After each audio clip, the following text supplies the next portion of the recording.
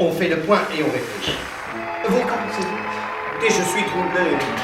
Bien sûr, nous avons réussi à amener notre pion en C2. Il nous suffirait de le pousser en C1 pour faire une nouvelle dame.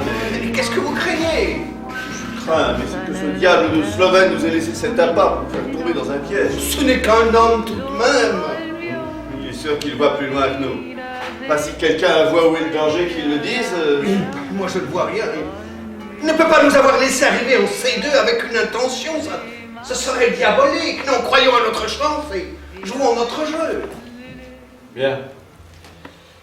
D'accord, je joue en C1. Au nom du ciel, ne faites pas ça.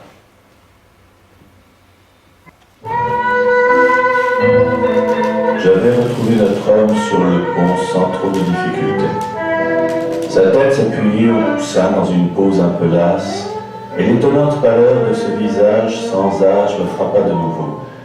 Ses cheveux étaient blancs, et j'avais, je ne sais pourquoi, l'impression que cet homme avait vieilli prématurément.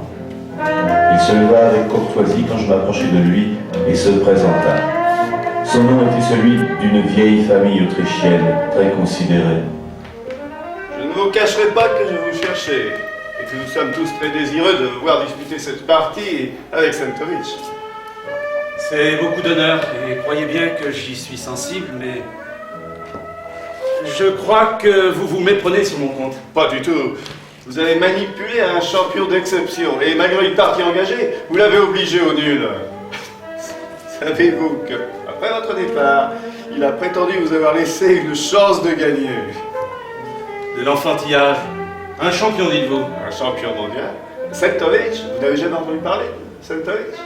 Bien sûr que ce Sentovic est champion du monde. Aussi sûr que je puis vous dire que vous, seul, à bord, êtes à sa hauteur. Sentovic nous prend pour des imbéciles, mais c'est un niais finalement. Un niais suffisant. Non, ce qui est étonnant, c'est la différence entre l'arrogance du champion et la modestie de notre nouvel ami. Qui peut-il bien être? On m'avait retiré ma montre afin que je ne puisse mesurer le temps. Mon couteau pour que je ne m'ouvre pas les veines.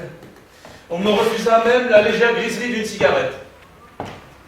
La nourriture était glissée sur un plateau et le gardien qui faisait le tour de la chambre 2 ou 3 fois par semaine avait l'ordre de ne pas parler et de ne répondre à aucune question.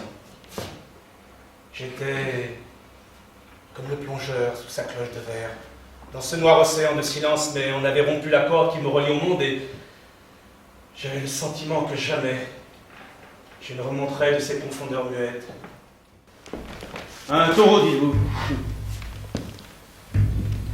L'image est assez juste.